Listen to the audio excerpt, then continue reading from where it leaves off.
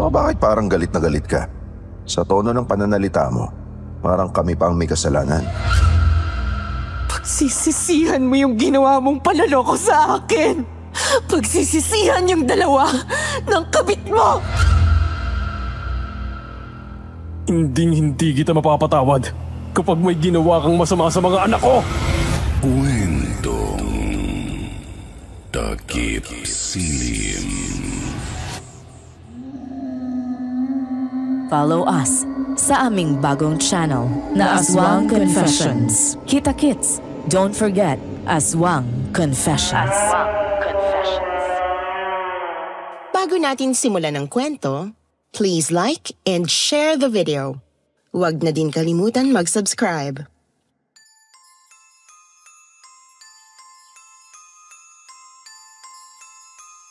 Isang mapagpalang araw sa iyo, Miss Anne, at higit sa lahat sa mga tagapakinig ng inyong channel na Kwentong Takip Silim. Ang kwentong ibabahagi ko sa inyo ngayon ay tungkol sa naging karanasan ko nang ipinagpalit ko ang aking asawa at mga anak sa isang mayamang biyuda. Oo, tama ang narinig nyo. Nagtaksil ako sa aking asawa at nagawa ko siyang iwan pati na ang dalawa naming anak para makipagsapalaran sa piling ng isang maperang biyuda. Sa una inakala kong tama ang naging desisyon ko na ang marangyang buhay at pansamantalang kaligayahan ang sagot sa mga pangarap kong hindi ko matupad noon. Ngunit hindi ko inakala na lagim pala ang magiging hatid ng desisyon kong yon. Itago niyo na lamang ako sa pangalang Rolly, 54 years old at kasalukuyang naninirahan sa Tarlac. At ito ang aking kwento.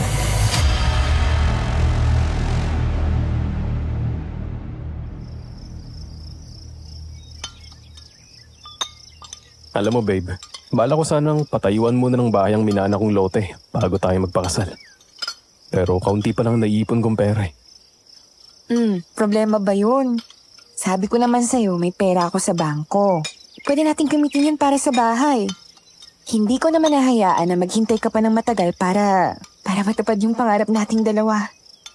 Pero babe, gusto ko kasi na ako mismo ang magtayo ng bahay. Ayoko sanang magmukhang umaasa lang ako. Babe, kahit kailan, hindi ko inisip yung mga ganyan. Ang mahalaga, magkasama tayo sa lahat ng desisyon at kung paano natin bubuuin ang buhay natin. Kung makakatulong ako sa'yo ngayon, bakit hindi? Kaya pumayag ka na. At sabay nating sisimulan ang pangarap natin. Sige na, babe.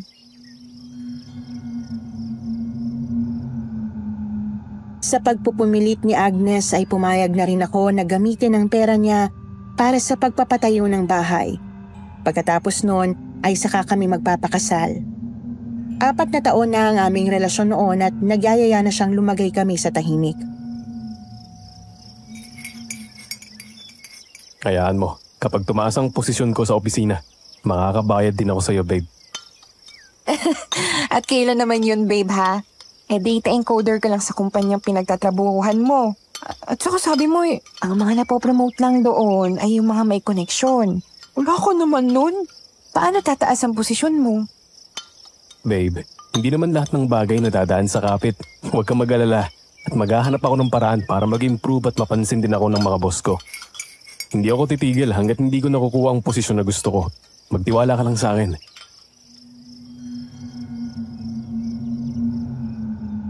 Hindi nagtagal ay naitayo ang aming bahay sa tulong ng pera ni Agnes. Pagkatapos noon ay ikinasal kami.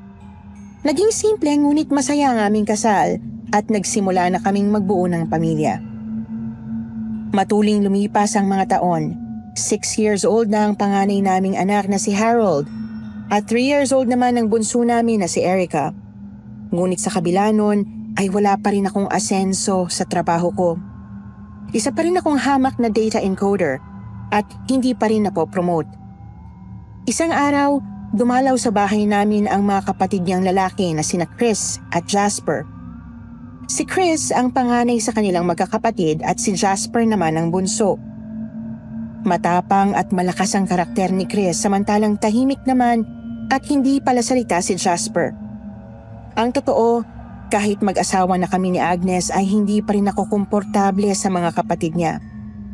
Maagang namatay ang mga magulang nila At ang 2 kapatid na lang ni Agnes ang kasama niya sa buhay pero hindi ako panatag sa presensya nila.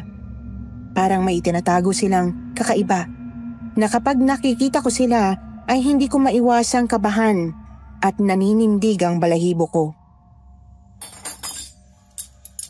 Mabuti naman at nakadalaw kayo sa amin dito sa Tarlac, Kuya Chris at Jasper. Mimiss ko na kayo eh. Kamusta naman sa Leyte? Sana naman hindi kayo nahirapan sa biyahe. Ayos lang naman ang buhay namin doon, Agnes. Medyo mahirap lang kasi malayo ang biyahe mula ron hanggang dito sa inyo. Kaya bihira namin kayo madalaw. Namiss ka rin namin. Gusto lang naming malaman ni Jasper kung okay lang kayo ni Rolly dito.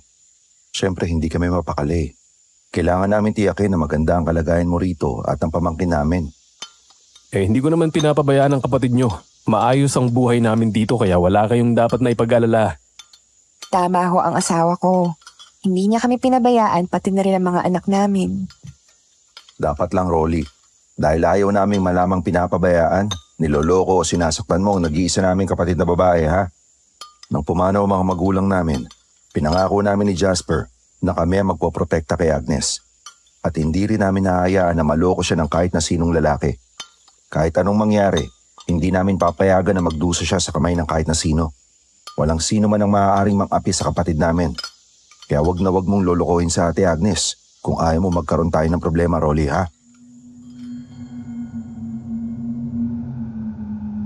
Sa pagbabantang yon ng mga kapatid niya ay hindi ko naiwasang makaramdam ng kaba. Bigla akong nangilabot misaan na hindi ko maipaliwanag. Nang makita ko ang mga mata nila na seryosong nakatitig sa akin, naitungo ko na lang ang ulo ko sa mga oras na yon dahil hindi ko matiis ang kakaibang presensya na meron sila. Maya-maya sumagot ako. Nilakasan ko ang loob ko. Hindi ko lolokohin si Agnes. Hindi ko gagawin yun, I swear. Mahal na mahal ko ang kapatid nyo. Aasahan namin yan. Dahil sa oras na madihado ang kapatid namin, kami ang makakalaban mo.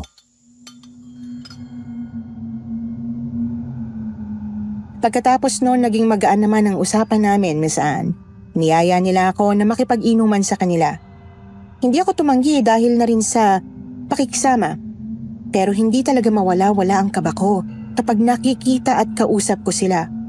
Parang may kung anong nararamdaman ako na hindi ko matukoy kung ano. Napapansin ko rin ang kakaiba nilang mga tingin sa akin na pakiramdam ko ay parang binabalatan nila ako ng buhay. Ngunit sa kabila ng lahat ng yon, binaliwala ko na lang ito para kay Agnes. 2 araw lang naman ang inilagi nila sa bahay at pagkatapos ay umalis na rin sila at babalik na sa Leyte. Kaya nakahinga na ako ng maayos. Isang araw ay kinausap ko si Agnes. Sinabi ko sa asawa ko na tatanggapin ko na ang pinayo niya sa akin na maging ahente. Alam kong matagal na niyang nais na sumubok ako sa ganong trabaho ngunit natatakot ako at may alinlangan pa ako noon. Pero napag-isip-isip ko na baka ito na ang pagkakataon na magbago ang takbo ng buhay namin. Lalo na't nagpaparinig pa ang mga kapatid niya na huwag ko siyang pababayaan.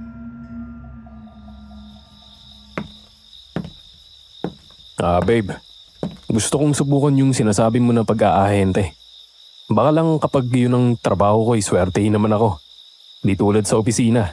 Halos maglilimang taon na ako dun pero hanggang ngayon data encoder pa rin ako. Salamat naman at tatauhan ka rin. Ituloy mo na yan, babe.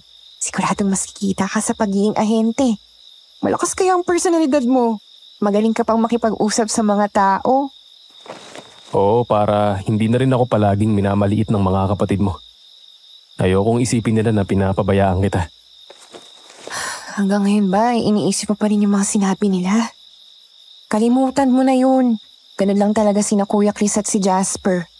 Protective lang sila sa akin kasi ako lang nag-iisang babae sa aming magkakapatid.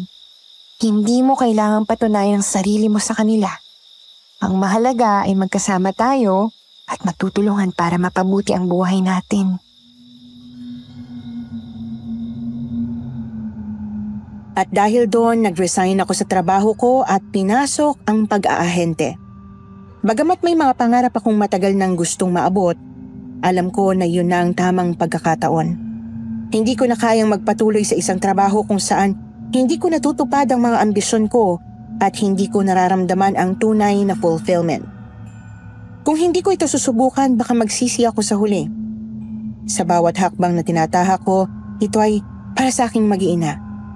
Kaya wala akong ibang option kundi ang sumubok at magsikap.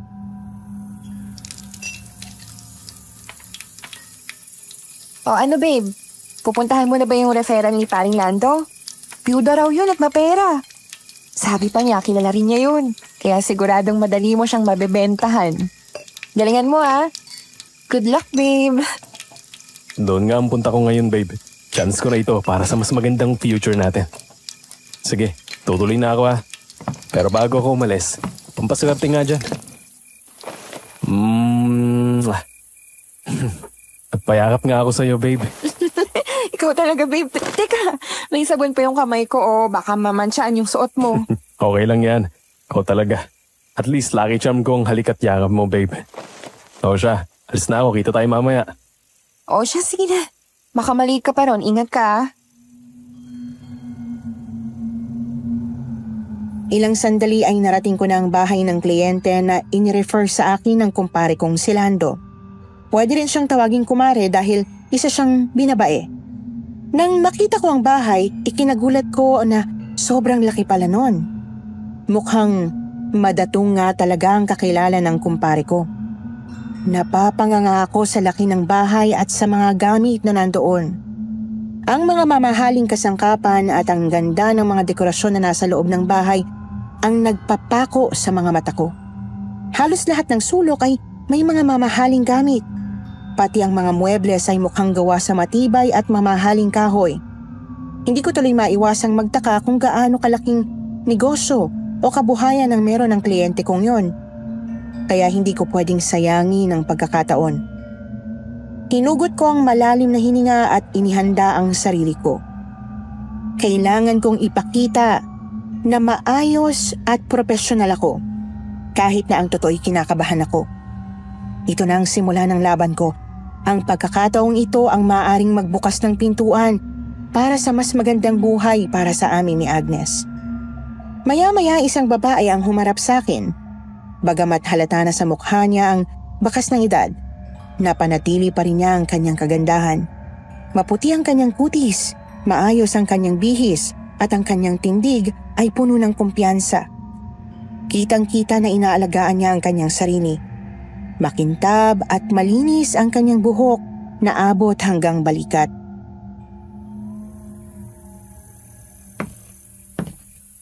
Anong may paglilingkod ko sa iyo, mister? Good morning, ma'am. I'm Rolly Rivero, a sales agent. I have an appointment with Mrs. Ignacio. You must be her daughter. Is your mother home? Ako si Mrs. Julieta Nobles. Tawagin mo na lang akong Juliet. Ako ang kliyenteng ni-refer ni Lando. Plano ko ngang ipasiguro ang bahay, mga sasakyan ko at pati ang sarili ko.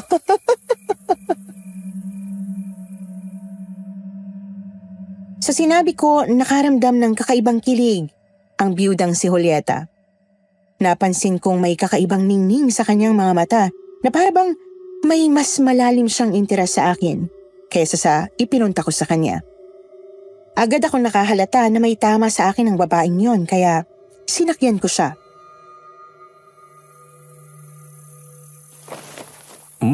Napakagandang pangalan. Kasing ganda mo, ma'am. Ay, ibig ko pong sabihin, ganito pong gagawin natin. At natuloy nga ang transaksyon ko sa mayamang biyuda. Nang araw ding yon, pumirma ng kontrata si Julieta. Pagkatapos, may hiling pa siya sa akin. Rolly, mari ka bang maimbita? Halimbawa kung lalabas ako, ikaw ang kadate ko. Okay lang ba sa'yo yon, darling? Napakamot ako sa ulo sa sinabi niya. Hindi ko alam kung matutuwa ba ako o mahihiya. Ngumiti na lang ako ng bahagya at sinubukang gawing magaan ang sitwasyon. Iniisip ko kung paano ko siya tatanggihan nang hindi siya masasaktan o kung dapat ko bang samantalahin ang pagkakataong ito upang mapalapit pa sa kanya bilang isang kliyente. Matapos ang ilang saglit ng pag-iisip, napagdesisyonan kong pagbigyan siya dahil naisip ko na wala namang mawawala sa akin. Napilitan akong sumang-ayon sa gusto niya. Wala na kasi akong nagawa. Baka mapurnada pa ang bago kong trabaho.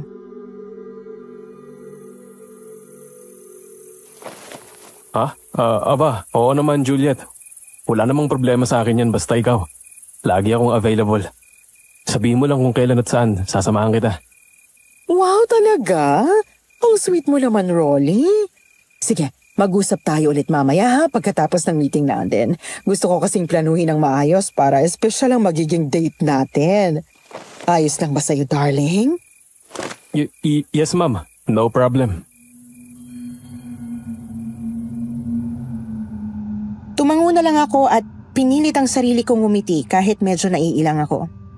Pero sa isip ko, hindi ko na rin matanggihan ang alok niya, lalo na't malaki ang pabor na ibinigay niya sa akin sa pamamagitan ng pagsara ng kontrata. Bahala na, sabi ko sa sarili ko, habang sinusubukan kong huwag ipahalata ang kaba sa dibdib ko. Nang umuwi ako sa bahay ay excited ko sanang ibabalita kay Agnes ang resulta ng una kong pag-aahente, ngunit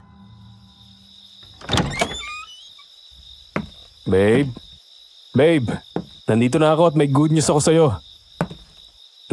Teka, bakit ang dilim sa loob ng bahay? Brownout ba, babe? Nasaan na kayo ng mga bata, babe? pagpasok ko sa bahay nagulat ako sa katahimikan. Walang ilaw na nakabukas at ang dilim ng paligid ay nagdulot sa akin ng kakaibang kaba. Hindi ko narinig ang karaniwang ingay ng mga bata na palaging bumabati sa akin tuwing umuwi ako. Habang iniikot ko ang tingin ko, napansin kong bahagyang nakabukas ang pinto ng kwarto naming mag-asawa. Pero wala pa ring ilaw doon. Dahan-dahan akong lumapit sa kwarto. Ramdam ang bigat ng kaba sa dibdib ko. Patuloy kong tinatawag ang pangalan ng aking asawa at mga anak habang inaabangan kong sagutin nila ako. Hanggang sa bigla kong narinig ang boses ng panganay kong si Harold. Medyo bulol pa ang kanyang pagsasalita at ang sabi ay buti na lang daw at dumating ako. Agad ko siyang tinanong. Oh, nasaan ang kapatid mo at mama mo? Ano? Nasa banyo ang mama mo? Anong ginagawa niya ron? Bakit kailangan pa nakapatay ang ilaw dito sa bahay? Sumagot si Harold.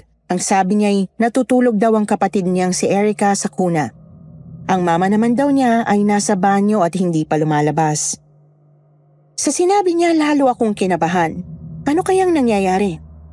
Ang sagot sa akin ni Harold ay hindi raw niya alam kung anong ginagawa ng mama niya sa loob ng banyo at kung bakit pinatay nito ang ilaw sa buong bahay. Ang bilin daw sa kanya ng mama niya ay huwag na huwag papasok ng banyo at huwag din lalabas ng kwarto. Isa raw niya ang pinto at ilak ito. Pero nakalimutan daw ni Harold na isara ang pinto ng kwarto. Mabuti na lang daw at hindi pa lumalabas ng banyo ang mama niya, kundi ay siguradong napagalitan na siya dahil hindi niya sinunod ang utos nito. Habang nasa ganun kaming pag-uusap ng aking anak, biglang may nagbukas ng ilaw sa kwarto. Oh, babe, dumating ka na pala? Oo, kadadating ko lang. Bakit naman nakapatay pa ang mga ilaw dito sa bahay? Hindi mo raw pinapalabas ng kwarto ang mga bata. Ano bang ginagawa mo sa banyo? Naglinis ako ng banyo. Sinabi ko kay Harold na huwag mo nang papasok sa banyo at huwag mo nang lalabas ng kwarto. Dahil, matapang yung chemical na ginamit ko. Baka makasama sa ilong ng mga bata. Bigla akong nakasinghot ng kakaibang amoy. Isang matapang na kemikal na agad nanuot sa ilong ko. Habang pinapakinggan ko ang paliwanag niya, napansin kong may kakaiba sa boses niya. Tila ba may bahid ng pag-aalinlangan?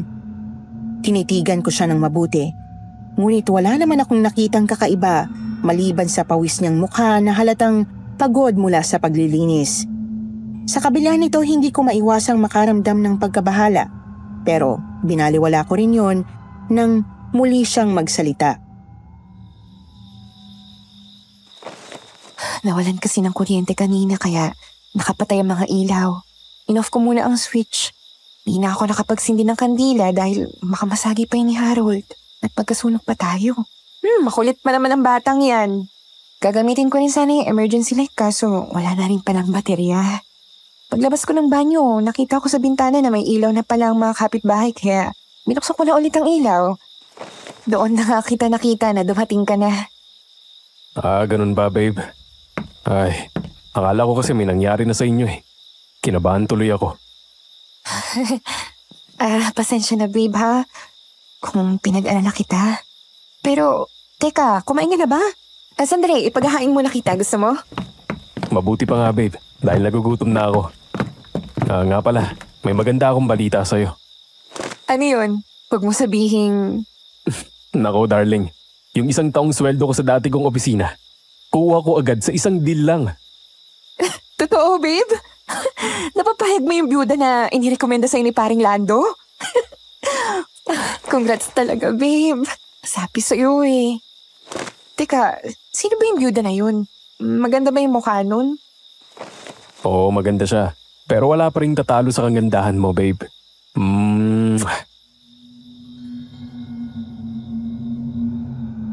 Masuyo kong hinalikan ng asawa ko. Sinabi ko na lamang sa kanya yon para hindi siya makaramdam ng selos. Buong gabi, hindi mawala sa isip ko ang swerteng dumating sa akin. Pakiramdam ko'y nanalo ako sa loto ng maging matagumpay ang una kong pag-aahente. Ilang araw matapos ang pirmahan ng kontrata, tinawagan ako ni Julieta para magkita kami. Sa unang pagsama ko sa kanya, nakaramdam ako ng pagkalula nang dalhin niya ako sa isang kasino. Sa isip ko, ano bang ginagawa ko sa lugar na yon? Pero hindi ko na rin nagawang umatras lalo na't kitang-kita ko ang tuwa sa mukha ni Julieta. Parang bata siyang sabik na sabik sa bawat hakbang papasok sa kasino. Rolly, darling, relax ka lang. First time mo, ano? Don't worry, akong bahala sa'yo. Gusto ko lang ma-experience mo ganito kahit minsan. Ngumiti lang ako at tumango. Kahit sa loob-loob ko, ay hindi ko alam kung saan hahantong ang pagpunta namin doon. Pagpasok namin sa kasino, agad kaming sinalubong ng isang matandang babae. Sa harap ni Julieta, sinabi nito na isasangla nito ang kwintas nito sa halagang 100,000 pesos dahil natatalo na ito sa sugal. Oh, sure, Mare. Ikakaltas ko na agad ang interes, ha? Doon ko tuluyang napagtanto ang tunay na pagkatao ng mayamang biyuda na si Julieta. Tusong-tuso pala sa pera si Julieta. Hindi siya basta-basta nagpapahiram ng walang kapalit. Lumipas ang mga araw at mas lalo kaming naging malapit sa isa't isa. Palagi niya akong isinasama sa kasino, kung saan lagi akong pinagkakalooban ng kung ano-anong regalo. Mamahaling relo, branded na sapatos at kung minsan ay malaking halaga ng pera. Hindi ko napigilan ang sarili ko, Miss Anne. Unti-unti akong naakit sa kanya. Hindi lang dahil sa kagandahan niya kahit may edad na, kundi dahil na rin sa pagkagalante at atensyong ibinibigay niya sa akin. Isang gabi, hindi ko na napigilan ang tuksong dala ng sitwasyon at may nangyari sa amin.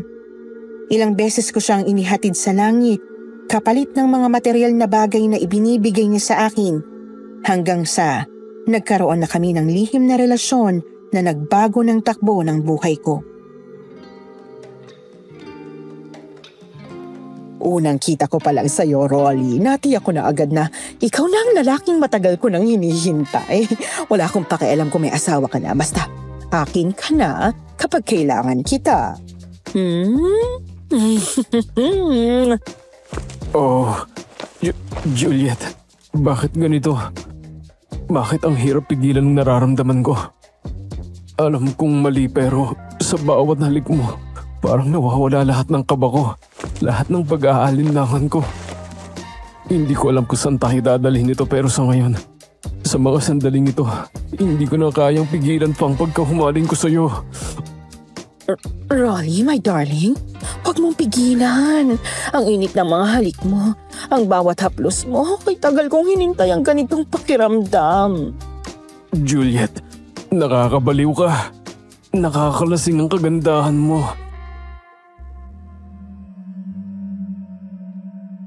Inihatid ko sa rurok ng kaligayahan ng biyuda ng gabing yon. Mula noon, nagsimula na akong umuwi ng alanganing oras sa bahay dahil halos gabi-gabi kaming nagtatalik ni Julieta. Natuto na rin akong magsinungaling kay Agnes. Oh, babe. Palagi ka na yatang late na umuwi ngayon ah. Oh, mag-aalas 3 na. Ba't hinintay mo pa ako? Sa Quezon pa kasi ang pinuntahan kong project at lobat na ang cellphone ko kaya hindi na kita natawagan. Hindi kasi ako makatulog habang hindi ka pa dumarating eh. Hindi ko maiwasang mag-alala sa'yo o kaya may ibang dahilan kung bakit hindi ka na umuwi agad. Napatingin ako ng diretso kay Agnes para kasing may laman ang sinabi niyang yon. Anong ibig mong sabihin, babe? Sabihin mo nga sa akin, babe. May dapat ba akong ipag-alala o may hindi ka sinasabi sa akin? Wala naman, babe. Huwag kang mag-isip ng kung ano-ano. Seryoso, sobrang dami lang talagang ginagawa sa project ko kaya palagi akong nalilate na umuwi. Alam mo naman na gusto ko itong matapos agad para hindi na ako ginagabi, di ba? Tsaka minsan nga, gusto ko na lang isuko tong project para lagi na ako nasa tabi mo. Pero kailangan kong kumahid para sa future nating dalawa at ng mga anak natin. Ito ang tatandaan mo, babe. Ikaw lang ang mahal ko. Kaya huwag ka nang mag-alala, ha? Papanghawakan ko yung sinabi mong yan, babe ah. Maniniwala ako sa'yo pero wag mo sana akong lulukuhin dahil yun ang hindi ko matatanggap. Lukuhin mo na yung lahat. Wag lang ako. Biglang sumeryoso ang mukha ni Agnes na para bang tinutukso ang konsensya ko. Alam kong hindi basta-basta ang mga salitang binitiwan niya at ramdam ko ang bigat ng banta sa likod ng kanyang mga mata. Ngunit sa kabila ng lahat, kailangan kong manatiling kalmado. Hindi ko pwedeng hayaan na mabasag ang tiwala niya sa akin, pero may napansin ako. Ang boses niya. May kakaiba sa boses niya na para bang may masamang mangyayari kapag niloko ko siya. Bigla akong kinilabutan sa mga sandaling yon, ngunit hindi pa rin ako nagpahalata. Mula noon kung ano-anong kasinungalingan na ang iniimbento ko para makapagpalusot sa aking asawa tuwing kasama ko ang kalaguyo kong si Julieta. Naging bihasa na ako sa pagtatago ng mga sikreto at sa pag-iwas sa mga tanong ni Agnes. Tuwing uuwi ako sa bahay, ang unang tanong niya ay laging tungkol sa oras kung bakit late na akong umuwi. Habang tumatagal, unti-unti ko nang nararamdaman ang bigat ng mga pagsisinungaling ko. Pero wala akong magawa. Patuloy akong nabubulagan ng pagkahumaling ko kay Julieta. Ang bawat sandali na kasama ko siya ay nagiging dahilan para magpatuloy ako sa mga kasinungalingang unti-unting gumigipit sa akin. Ano, hindi ka na naman uuwi ngayong gabi? Bakit? Hindi eh. Pasensya na, babe. Pinapunta kasi ako ng opisina sa Davao. Mga 5 araw ako roon. Business ito at mahalaga ito, darling. Na naman? Noong nakaraang linggo, ganyan din ah. Hindi ka na namin nakakasama ng mga anak mo. Nagtatanong na sila kung bakit puro trabaho na lang ang inaatupag mo. Wala ka na raw oras sa amin. Ayan na naman tayo eh. Babe, hindi ko rin gusto na palaging wala sa piling nyo. Pero ginagawa ko to para sa kinabukasan natin. Sana naman maintindihan mo, babe. Sana lang totoo yung sinasabi mo, Rolly. Pero iba yung kutob ko eh. Parang may ginagawa kang hindi maganda. Kaya ang hirap paniwalaan ng mga sinasabi mo. Ito ang tandaan mo. Huwag na huwag mo akong lolokohin kung ayaw mo magsisi ka sa huli. Muli na naman niya akong binantaan. At sa pagkakataong yon, para na akong tinamaan ng kidlat. Ang mga salita niyang yon ay mas mabigat at mas matalim na kahit anong gawin ko, hindi ko maalis sa isip ko ang kanyang mga banta. Ngunit, binaliwala ko pa rin yon. Dahil mas pa-excite ang lihim naming relasyon ni Julieta. Bukod sa halos gabi-gabi kaming nagpapakalunod sa kaligayahan sa pamamagitan ng iba't ibang posisyon ng pagtatalik, natuto rin akong magsugal dahil naimpluwensyahan ako ni Julieta. Wow, panalo na naman ako. Palagi akong buenas kapag katabi kita, Juliet. Tulad ng lagi kong sinasabi, Rolly, maswerte ka talaga kapag kasama mo ko. Ako talagang lucky charm mo eh. Dapat palagi mo akong katabi kapag naglalaro ka para tsak na palagi kang panalo. Maya-maya ay tumindig sandali si Julieta nang matanaw ang bagong dating sa kasino. Ang kaibigan niyang si Lando na kumpare ko rin. Wala akong kaalam-alam na napatingin pala si Lando sa kinauupuan ko. Hindi niya naiwasang magtaka. Teka, si paring Rolly yun ah. Nagsusugal pala siya rito. Ano kaya to ni Maring Agnes? Nang biglang binasag ni Julieta ang iniisip ni paring Lando, kaya dali-daling niya itong nilapitan. Hoy, Lando! Ano ba? Natulala ka na riyan. Bakit ba ganyan ka makatingin sa boyfriend ko, ha? Ano? Boyfriend mo si kumpare? Oo, boyfriend ko ng kumpare mo. Shh! Huwag ka maingay, ha? Lando, dahil secret lang ang relasyon naming dalawa. Pero Mare, may asawang tao si kumpare. At kumare ko rin ang misis niyang si Agnes. Bakit ba naman sa dinami-rami ng lalaki? Si paring Rolly pa na pamilyado na ang kinakalantari mo. Hoy, bakla, hindi mo na kailangan pa magtaka. Kilala mo naman ako, di ba? Kung may gusto akong makuha, gagawin kong lahat para makuha lang yon. Kung may gusto akong gawin, wala akong pakialam kung sino maaapektuhan. Hindi ko na kayang kontrolin yung nararamdaman ko kay Rolly at kung ano man ang nangyayari sa pagitan namin. Wala akong pakialam kung anong sasabihin ng iba. At kung sasabihin mo sa akin na layuan ko si Rolly, hindi ko gagawin yan dahil nag-e-enjoy pa ako sa kanya. Napansin ko na lang na naglalakad na si paring Lando palabas ng kasino. Hahabulin ko sana siya ngunit tinawag ako ni Julieta. Tinanong ko sa kanya kung bakit nagpunta roon si paring Lando pero ang sabi lang niya sa akin ay dumalaw lang ito doon. Nakita raw ako nito pero hindi na raw ako tinawag dahil abala daw ako sa paglalaro. Ako naman si tanga, naniwala naman sa sinabi niya. Ngunit hindi ko inasahan na pupuntahan pala ni paring Lando ang asawa ko. Baka nagkakamali ka lang, pare. Nasa Davao ang asawa ko, abala yun sa trabaho. Hindi ako maaari magkamali. Siya talaga nakita ko. Nagmamalasakit ako sa iyo, Agnes. Kaya agad ko sinabi sa iyo yung natuklasan ko. Nagsisisi nga ako kung bakit ni-refer ko pa sa kanya si Julieta. Hindi sana sila nagkaroon ng relasyon. Diyos ko, kaya pala lagi siyang late kung umuwi sa bahay. At palagi niyang sinasabi na may project siya sa malalayong lugar. Yung pala may kabit na siya. Anong nagawa kong kasalanan kay Rolly? Para gawin niya sa akin to. Mari, pasensya na ha. Hindi ko kayang sabihin sa'yo. Kaibigan din kita. Kaya gusto kong malaman mo ang totoo. Kaya nang umuwi ako sa bahay pagkalipas ng ilang araw, agad akong hinarap ni Agnes. Kitang-kita ko ang nanlilisik niyang mga mata dahil sa sobrang galit. Nilapitan niya ako at sinampal ng ubod ng lakas. Bumalik ka ba? Taksil kang lalaki!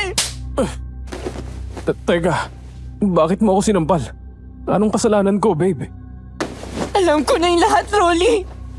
Bakit mo ginawa sa akin to? Bakit mo ako niloko?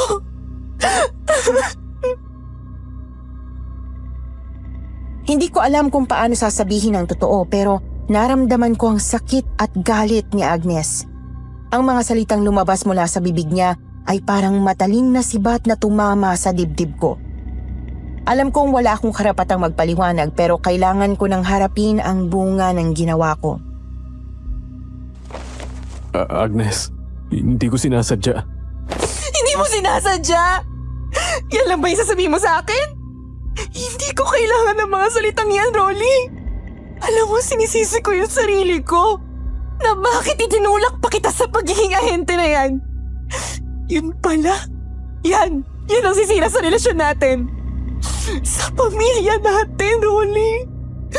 Nagawa mong mambabae at lokohin ako. Minahal kita ng buong buo, pero ano isusukli mo sa akin? Ang pagtaksilan ako! Sinumbatan niya ako sa panlolokong ginawa ko sa kanya. Hindi ko na itanggi ang lahat dahil alam kong bistado na ako. Sa mga oras na yon, naihanda ko na rin naman ang sarili ko. Matagal ko nang pinag-isipan kung gagawin ko o hindi ang binabala ko. Pero dahil sira na rin naman ang tiwala sa akin ni Agnes, napagdesisyonan ko nang hiwalayan siya at tuluyan na akong sasama kay Julieta. Matagal ko nang inihanda ang sarili ko para sa araw na ito, Agnes. Hindi ko na kayang talikuran pa si Julieta. Narealize ko na mas nagkakasundo kami at siya ang naging susi sa pagtupad sa mga pangarap ko na umasenso sa buhay. Hindi tulad kapag kasama kita. Ang bagal ang pag-asenso ko. Hindi ako umuusad. Kaya mas mabuti pang si Julieta ang piliin kong makasama kaysa sa'yo. Ipagpapalit mo kami ng mga anak ko sa babaeng yon. Huwag, Rolly. Huwag mong gawin sa amin ito. Walang kasalanan yung mga anak natin para idamay mo sa kataksilan mo. Kumahagulgol na nagmakaawa sa akin si Agnes na huwag ko silang iwan. Pero hindi natinag ng mga pagluha niya ang matigas kong damdamin ng mga sandaling yon. Sa huli, hindi ko siya pinakinggan. Matapos kong kunin ang mga gamit ko, nagmamadali akong lumabas ng bahay para tuluyang umalis. Pero habang papalayo ako, narinig ko ang mga huling salitang sinabi niya sa akin na muling nagpatindig ng balahibo ko. Minahal kita, Rolly. Pero sinayang mo lang yung pagmamahal ko sa'yo. Pagsisisihan mo yung ginawa mong panloloko sa akin. Pagsisisihan yung dalawa ng kabit mo!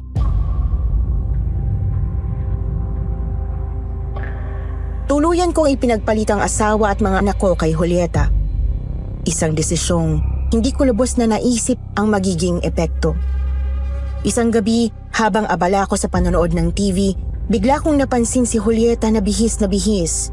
Nakasuot siya ng fitted dress na halos nagpapakita ng bawat kurba ng kanyang katawan. Nakasuot din siya ng kulay pulang sapatos na may mataas na takong. Pusturang-pustura rin ang mukha niya. Sa malaking bahay na niya kasi ako nakatira mula nang siya ang pinili kong samahan. Sa nakita ko, napakunot ang noo ko at agad na binitiwan ang remote. Saan ka pupunta? Sa kasino na naman ba? Sasama na rin ako para makapaglaro man lang ng konti. Ay, hindi ako sa kasino pupunta, Rolly. May ibang lakad ako. Saan ka naman pupunta ng ganyan ang bihis mo? May nakilala kasi akong mga gwapong lalaki sa kasino nung nakaraang gabi. Niyaya nila ako sa inuman. Sino ba naman ako para tumanggi, hindi ba? Ano? Sino-sinong mga damuhong yun? Hindi mo sila kilala at hindi ko rin sila kilala. Pero alam mo, napakagugwapo nila, mga moreno at saka matitipuno ang katawan. Yun ang tipo ko sa lalaki, hindi ba? Kaya nga natipuhan kita noon. Gusto ko namang tumikim ng ibang putahe. Nauumay na kasi ako sa iyo eh. Ha? Anong kalokohan to, Julieta? Akala ko ba ako lang? Bakit nagagawa mo pa rin pumatol sa ibang lalaki at sumasama ka pa sa kung saan-saan? Wala kang karapatan na pagsalitaan ako ng ganyan, Rolly, ha? Palamunin lang kita. Gagawin ko kung anong gusto ko at huwag kang makikialam kung ayaw mong palayasin kita sa bahay ko at ibalik sa asawa mo.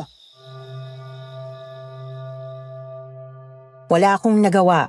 Umalis din si Julieta ng gabing yon. Bala ko sana siyang sundan, ngunit hindi ko na lang ginawa dahil baka mas lalo lang siyang magalit sa akin. Sa sitwasyon ko, hindi ko gugustuhing magalit sa akin si Julieta dahil mapera siya at makapangyarihan. Baka kung anong gawin niya sa akin, baka totohanin niya na palayasin ako sa bahay niya at ibalik ako sa asawa ko. Nasanay na ako sa marangyang buhay na kasama siya kaya hindi ko nagugustuhin bumalik pa sa hirap. Sa pagkakataong yon, susundin ko na lang ang lahat ng gusto niya para hindi ako ibalik sa kangkungan.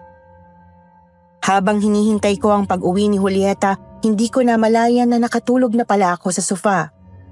Pero bigla akong naalimpungatan nang may marinig akong kumakaluskos sa kusina. Napabalikwas ako ng bangon mula sa sofa at kumabog ang dibdib ko nang marinig ko ang hindi pang karaniwang tunog na yon na nagmumula sa kusina. Ano yun?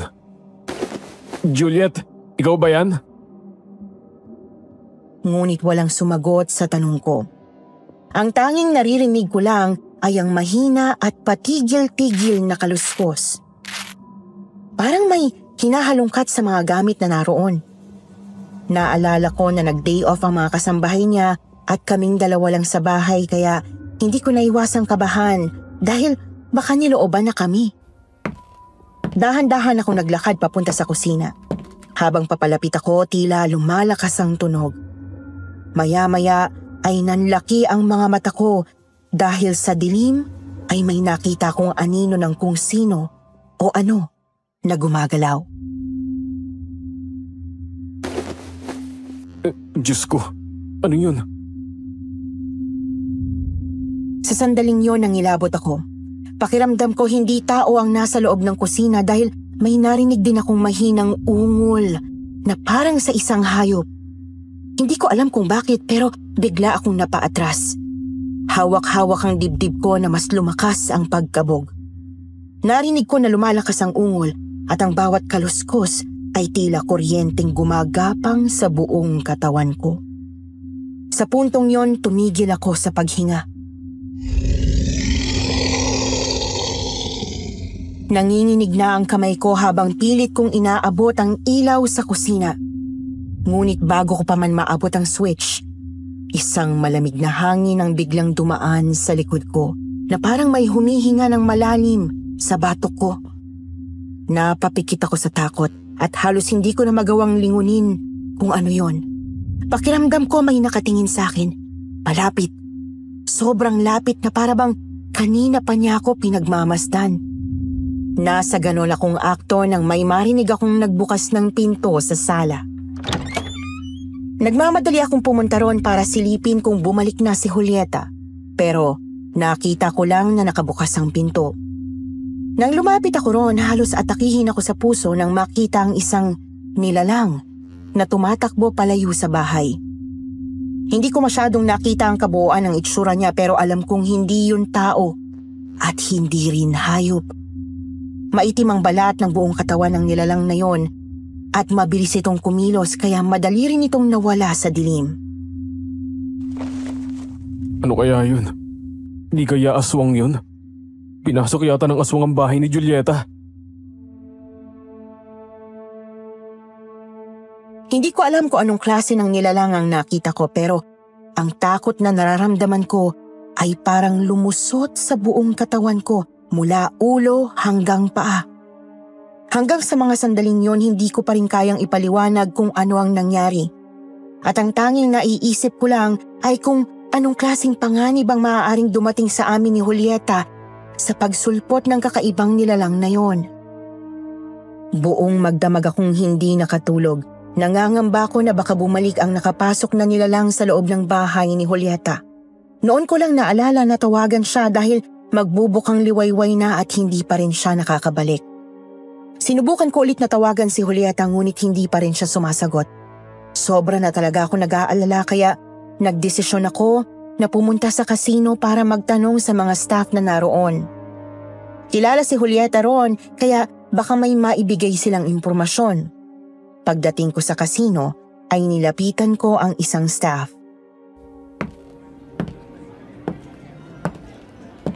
Excuse me, nakita mo ba si Julieta? Siya yung suki niyo rito sa kasino. Ako yung palagi niyang kasama rito na naglalaro. Dumaan ba siya rito? Ngunit ang sabi ng staff ay hindi raw nagpunta doon si Julieta. Nagtatakang nga raw ito na hindi man lang dumaan si Julieta ron, gayong halos gabi-gabi ay naroon to. Ganun ba? Hindi rin kasi siya umuwi sa bahay niya kagabi. Kaya naiisip ko na baka dumaan siya rito. Nasaan na kaya siya? Nag-aalala na ako dahil hindi rin siya sumasagot sa mga tawag ko.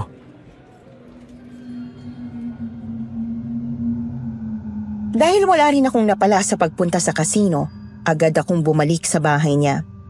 Nagbabaka sakaling naroon na siya. Ramdam ko ang kaba habang naglalakad. Iniisip ko pa rin ang kakaibang nilalang na nakita ko noong nagdaang gabi.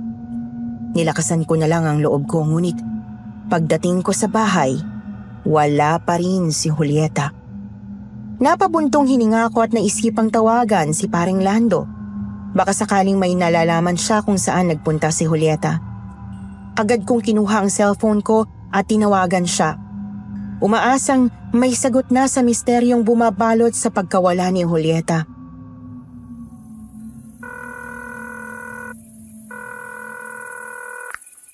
Hello? Hello? Parang Lando.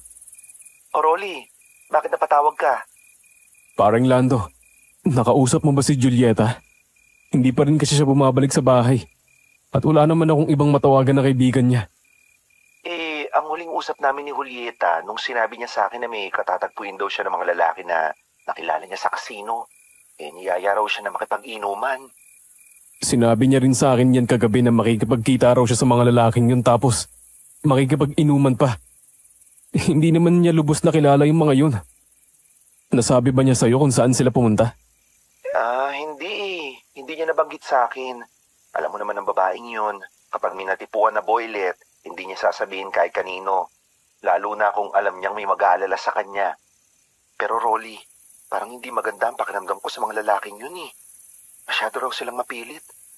Ayon dun sa kwento ni Julieta. Mapilit? Anong ibig mong sabihin? May sinabi pa ba siya tungkol sa mga yon? Nung nag-usap kami, ang sabi lang niya, mapilit daw talaga yung mga lalaking yun sa pagyayaya sa kanya sa inuman. Siyempre, hindi nakatanggi ang hitad at nakatina naman ang pechay. Kaya ayun sumama. Ayon kasi sa pagkakadescribe niya sa akin, yung gagwapo raw ng mga lalaki, lalo na raw yung mas bata. Sinubukan ko siyang pigilan pero kilala mo naman si Julieta. Kapag naisip niyang gawin ng isang bagay, nako, wala nang makakapigil. Mas lalo kong kinabahan ng malamang mapilit ang mga lalaking sinamahan ni Julieta, Miss Anne. Kinukutuban na ako na baka may masama nang nangyari sa kanya. Baka may nangyari ng masama kay Julieta sa mga lalaking kasama niya. Hindi ko na kayang maghintay pa. Magre-report na ako sa mga otoridad. Sobrang nag-aalala ka kay Julieta, pero sa sarili mong asawa at mga anak, hindi ka nag-aalala. Alam mo na rin pala na iniwan ko ng mag-iina ko. Palaisipan pa rin nga sa akin kung paano nalaman ni Agnes ang tungkol sa amin ni Julieta. Pero wala na akong pakialam. Wala na kami kaya hindi ko na gustong malaman pa. At isa pa, wala kang karapatan na sabihin yan sa akin dahil hindi mo naman alam ang sitwasyon. Kung hindi mo ako matutulungan na mahanap si Julieta, ay ako ang gagawa ng paraan. Sa inis ay agad kong pinutol ang pag-uusap namin at pinatay ang cellphone ko. Sa mga sandaling yon, isa lang ang nasa isip ko. Wala akong dapat na aksayahing oras. Kailangan kong mahanap si Julieta. Hindi siya maaaring mawala sa buhay ko. Kasi, paano na ako kapag nawala siya? Nang magsama kami, umalis na rin ako sa pag-aahente dahil binibigyan naman niya ako ng pera. Bukod doon, sunod ang lahat ng luho ko. Kaya hindi ko na kailangang magtrabaho. Nang araw din na yon, nagpunta ako sa pulisya para ipagbigay alam ang pagkawala ni Julieta. Inilahad ko sa kanila ang lahat ng detalye, habang sinusuri nila ang sitwasyon at nagpaplano ng agarang aksyong masimulan na ang kanilang investigasyon. Pagkalabas ko mula sa presinto, biglang tumunog ang cellphone ko. Agad ko itong kinuha mula sa bulsa ko at tiningnan kung sino ang tumatawag. Napakunot ang noo ko nang makita ang pangalan ni paring Lando sa screen. Kahit naiinis pa rin ako sa kanya nang huli naming pag-uusap, walang pag-aalinlangan kung sinagot ang tawag niya dahil umaasa ako na may nakuha na siyang impormasyon tungkol kay Julieta. Ano, may balita na ba kay Julieta? Kung wala at susumbatan mo lang ako, huwag mo na aksayin ang oras ko, Lando. Kaya ako tumawag sa'yo dahil may nakuha na akong impormasyon tungkol sa mga lalaking sinamahan ni Julieta. May sinend sa akin na litrato si Yoli, yung kaibigan namin. Nakita raw niya si Julieta na may kasamang 2 gwapong lalaki na lumabas sa isang bar sa Quezon City. Lalapitan daw niya sana kaso parang mga nagmamadali raw. Nainggit ang gaga kaya pinicture niya sina Julieta at yung mga lalaki para i-post sa social media. Kitang-kita raw niya na halatang lasing na lasing si Julieta. Aba, nang makita ko nga yung sinend niya sa akin, halos lupay-pay na yung loka sa kalasingan. Ang sabi pa niya, sumakay daw yung mga to sa kotse ni Julieta. Pero hindi na niya alam kung saan nagpunta sina Julieta pagkatapos nun. Ano? Gusto kong makita yung litrato. Isan mo sa akin ngayon din. Ilang segundo lang ay nag-vibrate ang cellphone ko. Agad kong binuksan ang litrato at nanlaki ang mga mata ko sa nakita ko. Kilalang kilala ko ang mga lalaking kasama ni Julieta. Teka, kilala kong mga yan. Si Chris at si Jasper yan ha. Mga kapatid ni Agnes. Sila ang sinamahan ni Julieta? Ano? Talaga? Mga kapatid ni Agnes yung 2 hombre na yun? Paano nila nakilala si Julieta? Hindi ko rin alam eh. Ang alam ko, nasa Leyte ang mga yan. Anong ginagawa nila rito sa Tarlac? Bakit kasama nila si Julieta? Sobrang pagtataka ko sa natuklasan ko. Hindi ko maintindihan kung paano nagkakilala si Julieta at ang mga kapatid ng asawa kong si Agnes. Dahil sa nadiskubre ko, sinubukan kong tawagan si Agnes upang magtanong, ngunit hindi siya sumasagot. Dahil doon nagpa siya akong personal na puntahan si Agnes sa bahay namin. Agnes, buksan mo ang pinto. Mag-usap tayo. May importante akong sasabihin sa'yo, Agnes.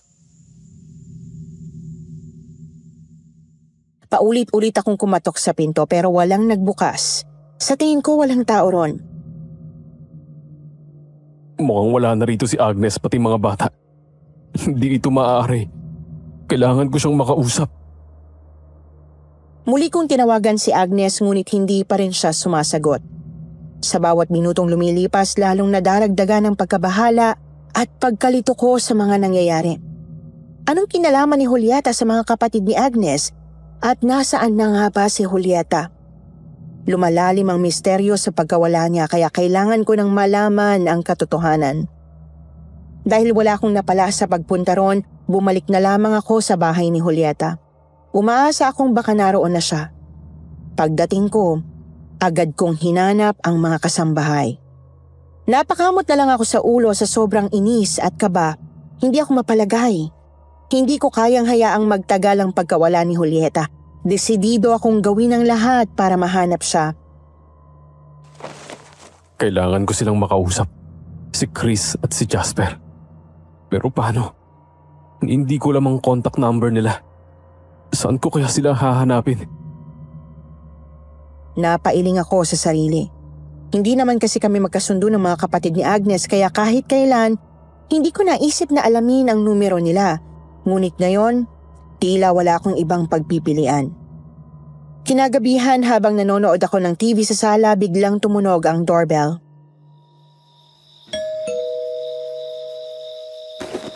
Hindi kaya si Julieta na yan.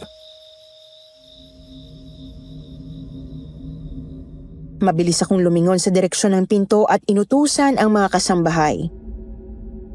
Aling Lydia, pacheck nga po kung sino yan. Ngunit, hindi ako narinig ng matandang kasambahay ni Julieta. Carmen, Sarah, pakibukas nga ang pinto. Wala pa rin tumugon sa akin. Nagtataka ako dahil wala ni isang kumilos mula sa mga kasambahay. Nasaan na bang mga katulong na to? Taasar naman, ang tatamad. Tumayo ako mula sa sofa at naglakad papunta sa pinto. Nang buksan ko yon, laking gulat ko nang makita ang 2 lalaking nakatayo sa labas. Sina Chris at Jasper. Mga kapatid ni Agnes. Pareho silang nakangisi sa akin. Isang ngisi na tila may ibig sabihin. Anong ginagawa niyo rito? Paano niyo nalaman ang lugar na to? Nasaan si Julieta? Anong ginawa niyo sa kanya? Magandang gabi sa iyo, Bayaw. Isa-isa lang naman ang mga tanong. Relax ka lang. Hindi mo ba kami papapasukin sa bahay niya? Hindi ko maintindihan pero bigla akong kinilabutan sa presensya nilang dalawa, Miss Anne. Para bang may kakaiba sa pagdating nila pero pinilit kong baliwalain yon. Kahit labag sa loob ko, pinapasok ko sila sa bahay ni Julieta. Pagpasok nila, walang paalam na umupo agad sila sa sofa na parang sila ang may-ari ng bahay.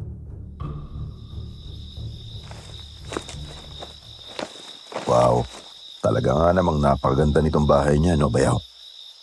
Buhay reyna nga siya rito. At ikaw naman, nagbubuhay-hari rin. Astig ng setup niyo, ha? Pwede ba? Diretsuin niyo na ako. Paano niyo nakilala si Julieta? Nasaan na siya? Anong ginawa niyo sa kanya? Oops, masyado ka namang mainit, Bayaw. Tsaka bakit parang galit na galit ka? Sa tono ng pananalita mo, parang kami pa ang may kasalanan.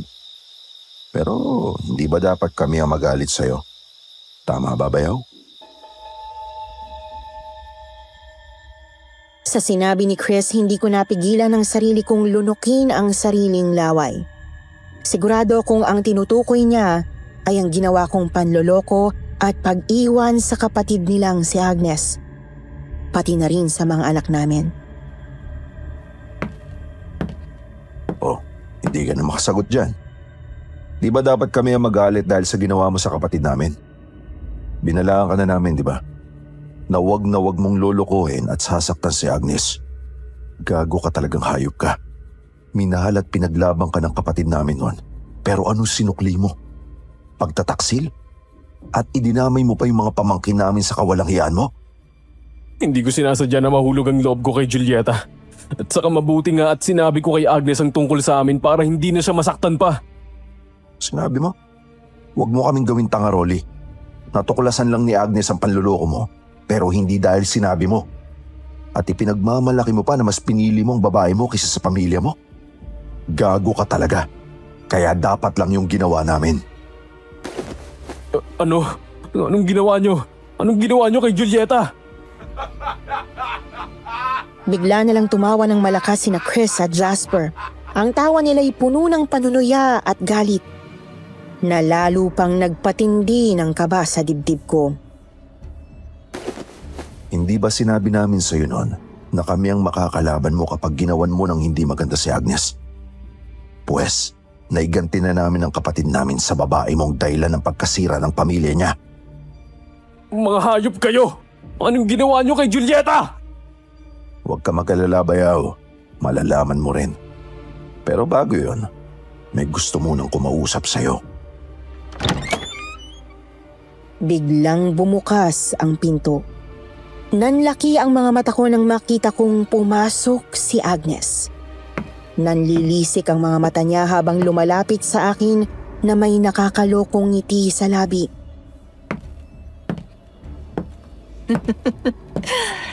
Kamusta ka na, mahal kong asawa? Namiss mo ba ako? Agnes, may kinalaman ka rin ba sa pagkawala ni Julieta? Hindi niya ako sinagot. Sa halip, tinawanan niya ako. Isang tawa na malamig at puno ng panunuya. Na tila ba pinaglalaroan ng takot at kabang nararamdaman ko. Talagang wala ka na bang ibang inisip kundi yung kabit mo, no? Bakit? Ano bang pinakain sa'yo ng babaeng yun at ipinagpalit mo ko sa kanya? Mas maganda ako sa kanya. Mas bata akong di hamak sa kanya. Pero anong ginawa mo? Nagawa mo pa rin. Iniwan mo nga kami ng mga anak mo para lang sa kanya. Mas magaling ba siya sa akin sa kama, Rolly? Sabihin mo sa akin, Rolly. Sabihin mo! Ito lang yun sa nagustuhan ko sa kanya. Aminado ako na mas magaling talaga siya sa kama. Wala kang binatbat sa kanya. Pero hindi yun ang pinakadahilan kung bakit mas gusto ko si Julieta. Yun ay dahil mas may mararating ako sa kanya kaysa sa'yo. Tingnan mo, Mula nung dito ako tumira, sinuswerte ako at hindi ko na kailangan magtrabaho pa. Lahat ng pangangailangan ko'y binibigay niya sa akin. Kaya't ano pa ba ang hahanapin ko? Sa sinabi kong yun, mas nanlisik ang mga mata ni Agnes. Ang ngiti sa labi niya ay napalitan ng galit, kasabay ng panginginig ng kanyang mga kamao. Pati na ang mga kapatid niya ay mas lalong tumindi ang galit sa akin. Tang-ina kang hayop ka. Tama na, kuya! Kami na muna ang magtutuos na dalawa. Kapal talaga ng mukha mo, Rolly, no? Niloko mo na nga ako. Hinamak mo pa ang kakayahan ko bilang asawa mo. Maling-mali na minahal kita. At ipinaglaban sa mga kapatid ko. Hindi ka pala karapat dapat mahalin. Dahil sarili mo lang ang iniisip mo. Hindi pala ako dapat makonsensya na inilayo ko sa'yo ang mga anak natin. Dahil wala ka talagang kwenta. Di ba ang sabi ko sa'yo? Pagsisisihan mo kapag niloko mo ko. Kaya naman inuna ko na yung kamit mo. Anong ibig mong sabihin?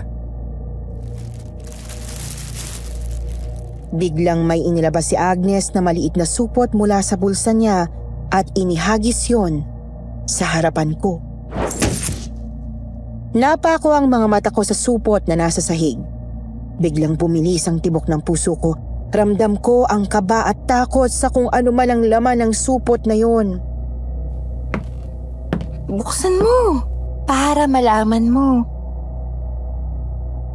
Nanginginig ang kamay ko habang pinupulot ang supot na hinagis ni Agnes sa harapan ko. Halos hindi ko maigalaw ang mga daliri ko sa takot, ngunit hindi ko mapigilan ang sarili ko na buksan yon.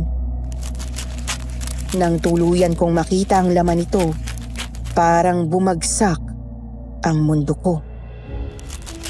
Anong ginawa niyo sa kanya? Ano? Halos bumaliktad ang sikmura ko. Nakita kong isang putol na daliri ng tao sa loob ng supot.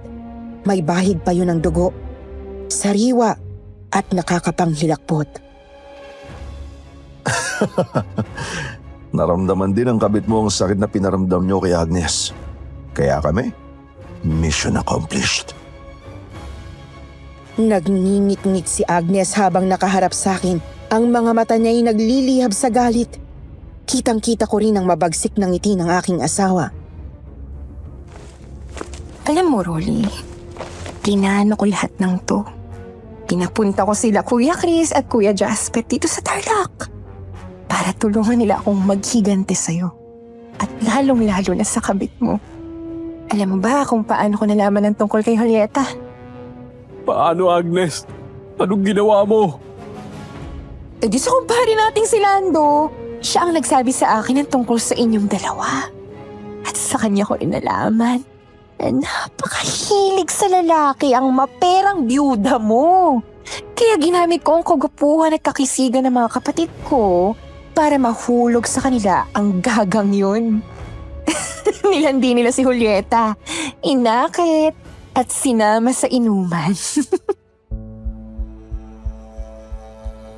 Nanlamig ang buong katawan ko habang pinapakinggan ang mga salitang lumalabas sa bibig ni Agnes.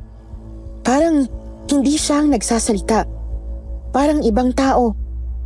Ibang-iba na talaga ang asawa ko. Hindi ko siya masisisi dahil ako ang dahilan kung bakit siya nagkaganon. Pero alam mo, babe, hindi langit ang ipinaranas ng mga kapatid ko sa kabit mo. Kundi impyerno, Rolly. Impyerno. Kung gusto mong malaman kung anong ginawa namin kay Julieta, Naputo lang sinasabi ni Chris nang biglang tumawa ng malakas sina Agnes at Jasper. masarap pala si Julieta, bayaw. Kasi ginawa namin siyang apunan ni Jasper. Sabay-sabay na nagtawanan sina Agnes, Chris at Jasper. Sa kanilang pagtawa, unti-unti ring nagbago ang mga anyo nila. Nangitim ang kanilang balat, humaba ang mga kuko at lumabas ang matatalas na pangil. Silang tatlo ay naging mga aswang. Nangilabot ako at napagtanto ko na ang aswang na nakita ko noong nagdaang gabi ay isa sa kanilang magkakapatid. Mga aswang pala kayo. Mga kampon kayo ng Diablo. Oo na, mahal kong asawa. Mga aswang kaming magkakapatid. Nagmula kami sa lahi ng mga aswang. Kaya nung umuwi ka sa bahay, naaabutan mo na hindi ko kasama ang mga bata at nagkukulong sa banyo. Ginagawa ko talaga yon kapag sumasapit ang gabi. Dahil ayoko masaktan ka at ang mga anak natin. Pinipigilan ko lang ang sarili ko na huwag kang makapanakit. Pero ako palang masasaktan dahil sa'yo. Dahil pinagtaksilan mo ako. Hindi kita mapapatawad kapag may ginawa kang masama sa mga anak ko. Pero naisip mo ba yan nung iniwan mo kami? Nung iniwan mo sila? Rolly, mula nung iniwan mo kami, pinutol ko na rin ang pagiging ama mo sa kanila. Pero huwag ka mag-alala. Wala naman akong gagawing masama sa mga anak ko.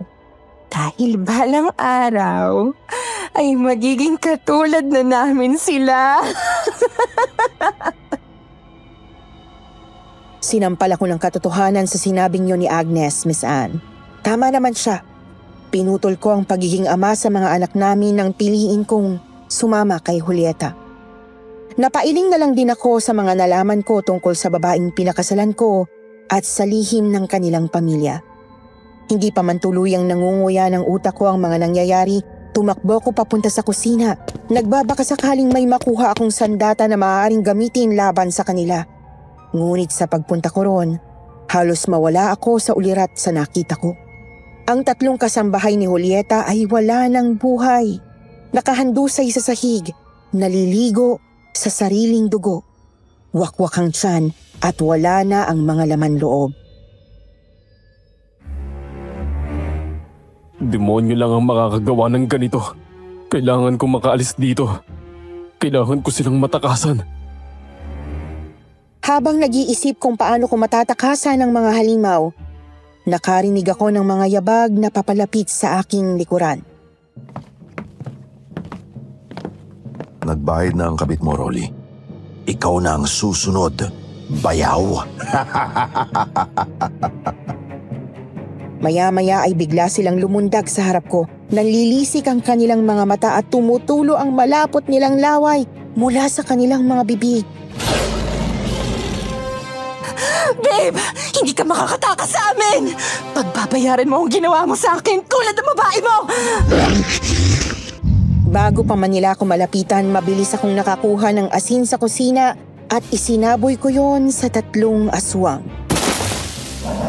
Napasigaw sila sa sakit habang namimilipit sa sahig. Ngunit mabilis na nakabawi ang mga aswang. Sa isang iglap, dinambahan ako ni Agnes at kinagat niya ako sa kaliwang braso. Sa tindi ng pagkakakagat niya, nawakwak ang braso ko na naging dahilan upang maputol ito. Ang naputol na bahagi ng braso ko ay walang habas na kinain ni Agnes. Walang yaka, Agnes! Kahit halos mangisay na ako sa sobrang sakit, ginamit ko pa rin ang isa ko pang braso upang sabuyan ulit ng asin ng mga aswang. Napaurong ang tatlo at muli silang namilipit sa sakit. At doon ko na sinamantala ang pagkakataon upang tumakbo palabas ng bahay. Habang nagtatatakbo ko sa kalsada, niisip kong humingi ng tulong. Mabuti na lang at malapit sa bahay ni Julieta ang presinto na pinuntahan ko para mag-report ng pagkawala niya. Pagpasok ko roon, agad akong nakilala ng mga pulis. Tinanong nila kung anong nangyari sa akin nang makita ang duguan kong braso.